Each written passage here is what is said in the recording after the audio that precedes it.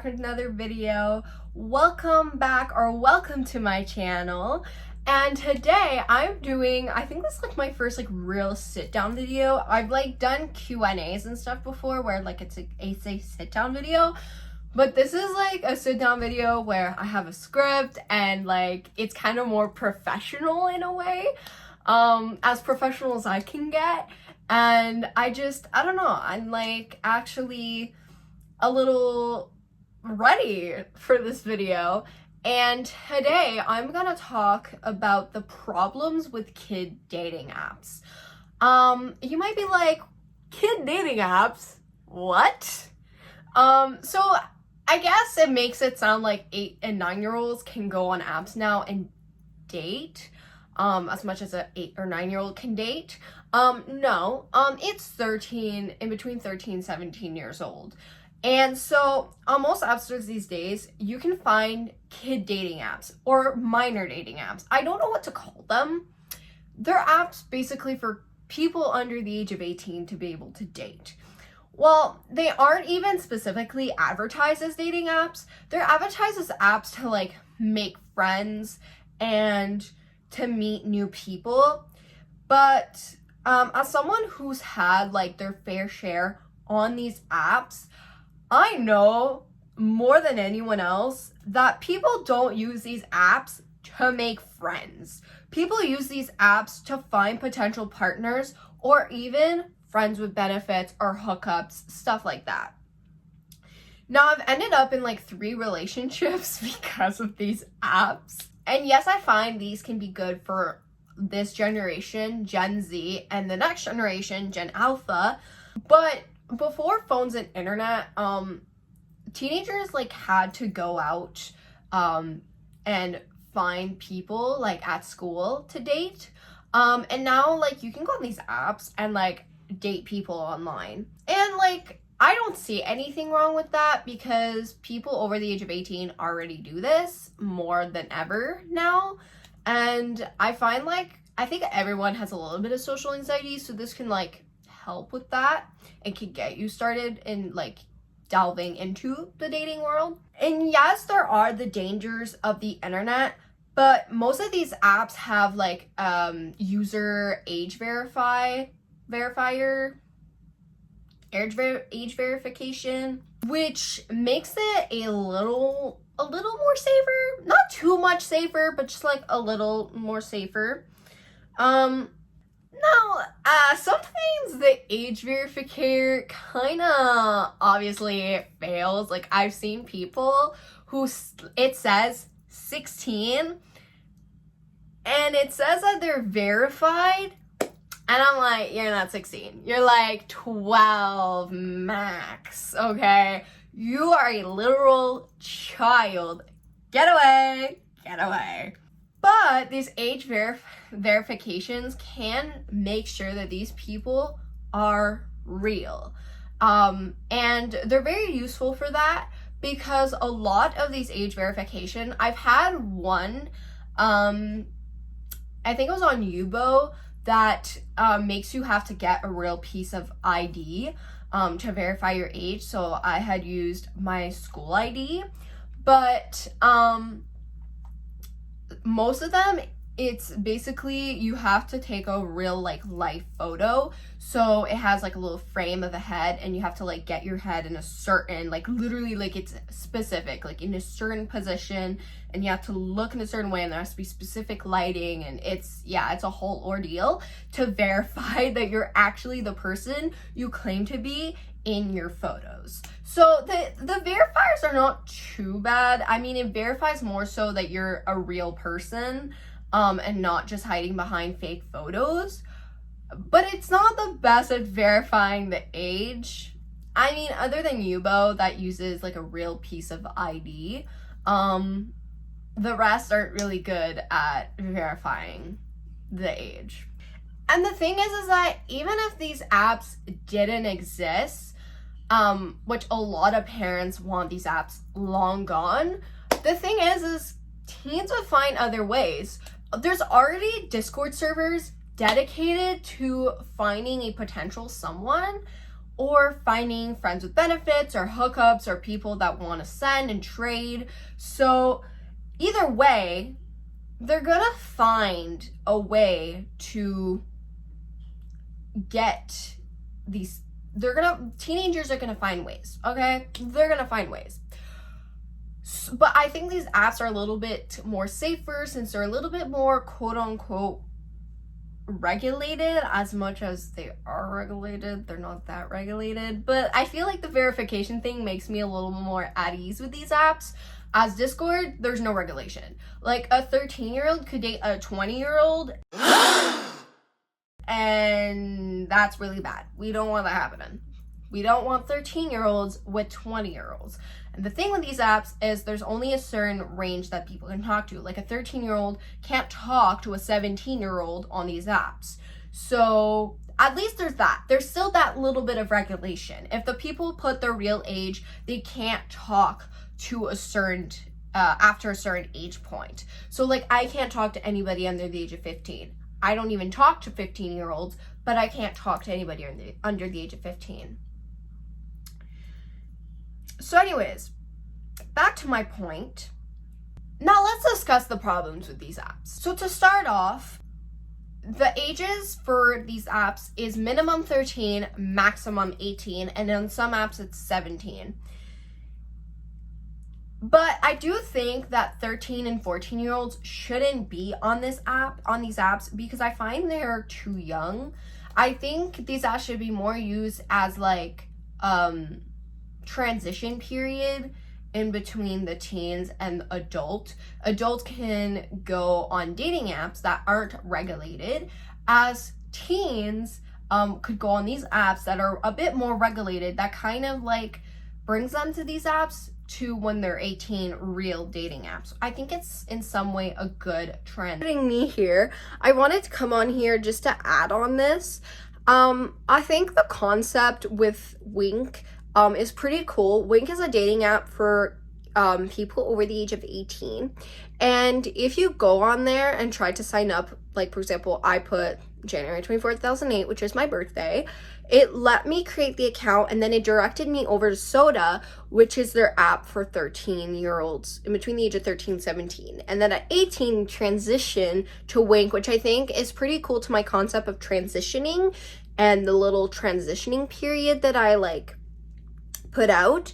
I just think it's pretty cool. I hope to see that concept in the future with other apps because I find it like it's a pretty cool concept. Transition. Also, the thing is a lot of 13 and 14-year-olds anyways will fake their age and put it as 15 or 16, or even I've seen 17 to talk to people who are 15, 16, 17. So what's the point of even allowing them on these apps if they're going to decide to fake their age anyways? But even if they fake their age, I find there's not much of like a danger there because most, I'm not saying it's all, but most 15, 16, 17-year-olds, more so the 16 and 17-year-olds, don't really want to talk to these kids. I've seen it on Whispeak.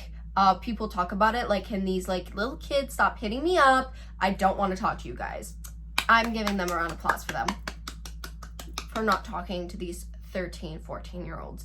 Like even sometimes people will say like they're 16, 17, and if they have like a baby face and they look like a little child, I'm like, but like I know they're potentially 16, 17, I don't talk to them. I'm like, nope, no thank you, don't want to deal with you. But the thing is with these 13, 14-year-olds, they can be gullible. I'm not saying they're all gullible. Some of them are smart. Some of them are not going to believe what these people have to say.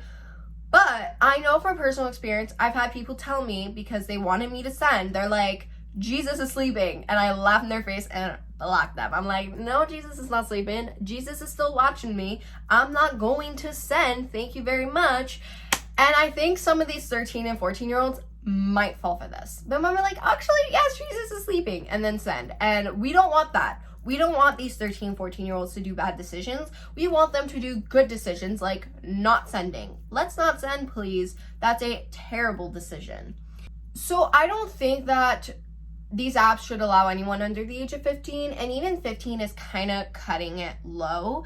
So I think, yeah, 15 should be the minimum. I think that would be amazing, and I think that'd be just perfect. But there are still dangers on these apps for 15, 16, and 17-year-olds. Like for example, I had a guy try to get me in his little devil's tango cult and told me that his girls would put me in my place. That was very weird, and that deserved a big block because that's just weird. Like, what? What was going on with that guy? Who knows? Who knows? It was really freaking weird. And I've just overall seen very interesting people on these apps that I find are, I guess, in some ways dangerous, but not really. I think if you know what you're doing, you're not gonna do anything, so it's fine. I've even had like some guys wanting me to like meet them at like a hotel. Like, I'm not gonna meet you at a hotel. That's weird. Like, do you not realize that? Like, I'm not stupid. I'm not stupid. I wasn't born yesterday. The thing is though, with or without these apps, teens are gonna find ways to do these kind of things. They've been doing it for years now. Like, teens have always found ways around to do these kind of things. But nonetheless, I think apps like Wiz, Perp, Soda, and much more have opened new doors to teens that didn't exist before. Before, dating apps were only for adults, but not anymore, which means it is now time for the safety of these kids to be in the parents' hand. Nonetheless, I think parents should be viewing what their teens are doing and keeping up with their teens to see what are they doing on their phone? What are they using their phone for? What kind of apps are they using? What kind of apps do they have? And it is for the parents to teach the kids what is appropriate and what's inappropriate to do. What are the dangers of the internet? The dangers of talking to people you don't know on the internet. It's not the job for the apps to regulate these teens because they're apps. They're not the parents. The parents are in charge of the kids, not the apps. The only thing with the apps is that it makes them more accessible. They've been doing these kind of things for years. It just makes it more accessible than it would have in the past. And you can find all kinds of people on these apps. We got the ones looking for friends, the ones looking to date for marriage, the ones who aren't looking for anything serious, the weird ones. I've also seen atheists, Muslims, Christians, etc. You can find like all kinds of people on these apps. You just need to know your own personal boundaries and what you are looking for before going on these apps. Don't go on there just because you're bored or whatever. Go on there with a goal and your boundaries, knowing what you want to do and what you don't want to do, and stick to those boundaries. So for example, I don't want to send, I stick to those boundaries. No matter how much people want me to do it, I don't do it because I know my core values, what I want to do, what I believe in, and I stick to it no matter what. It's very easy, just block them. It's that easy. Now, for anyone who is thinking to go on these apps or thinking or are already on these apps, I will give you a few things you should follow. 1, don't talk to anyone who isn't verified. This prevents you from getting catfished. And even further, if you add them like on Snapchat, you can FaceTime them, and that makes it easier to know if this is a real person or not. 2, watch out for the red flags. If you see any red flags or anything that doesn't align with your core values and your beliefs and your boundaries, block them right away. 3, don't send or try to meet someone in person to do the devil's tango. You shouldn't do those kinds of things at this age. Let's not do that. I know some teenagers like to do these activities, but think in your head for a second. Why? Why do you want to do these activities? Like, think about yourself in 10 years from now. Think of yourself when you're going to be 30, 35. Are you going to be proud of what you're doing at this age, or are you going to have lots of regrets? Think about that for a second. Now, like Like I said, these are rules you should follow. That doesn't mean you will or you're gonna want to. It's all up to you. These are just rules to make the internet and make these apps a little safer to navigate. I just want y'all to be safe and not be stupid and not to do anything that you're going to regret later on in life. To conclude this video, the problem with these apps aren't the apps themselves, but mostly the people who are using the apps. Just try to stay safe. Don't do anything stupid that you may regret later on in life. Stick to your boundaries and you should be fine. I don't want to be the person, I've seen a lot of adults talk about these apps and be like, these apps should be banned, blah, blah, blah, blah, blah, and be very annoying about it and very the party pooper and stuff like that. And I don't want to be that person. But I do want to promote internet safety and I want to promote to be safe on these apps. I don't want to be the type of person that says, let's ban these apps. No, let's keep these apps around. It's up to teens themselves to make the decisions of what they think is safe to do and what's not safe. And if they regret it later in their life, sounds like a them problem. You made those decisions. You were told not to do those things. You knew you shouldn't do those things and you did them anyways. So it's really up to the person themselves to make those kinds of decisions. So again, I'm not gonna be the party pooper and tell you don't go on these apps. I'm gonna tell you this is what you should do, this is what you shouldn't do, and you decide if you want to stick to them or not. But anyways, guys, that's gonna conclude today's video. I hope you guys enjoyed this kind of sit down video. I enjoyed making this video, so I hope you guys enjoyed listening to this video. Please like this video if you haven't already, and subscribe to my channel if you haven't already as well. And I will see you guys in the next video. Bye!